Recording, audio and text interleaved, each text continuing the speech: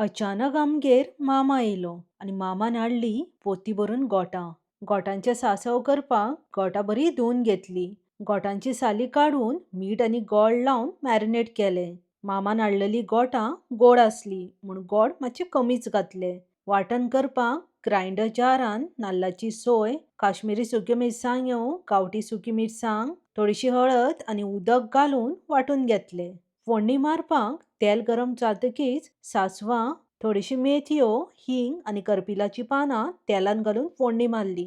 Marinate केल्ल्या आमाड्यो फोडणेंत घालून 5-6 मिनटां शिजोवन घेतली. शिवराकाच्या दिसा गोठांचे सांसव आमी सकाळचे करता आनी दीसभर बशी भरून भरून खाता. आतां वांटून घेतलेलें वांटण फोडणेंत घालून सांसवाची ग्रेव्ही कितली दाट पातळ जाय हेचो अंदाज घेवन उदक घालून घेवंक जाय. सांसव मातशें दाटूच आसता, चड पातळ आसना. सांसव बरें मिक्स करून धाकणें धांपून मिडियम फ्लेमीर 15-20 मिनटां शिजोवन घेवंक जाय. मीठ मातशें कमीच घालात. गोठां मॅरिनेट करतना मीठ घातलेलें आसा.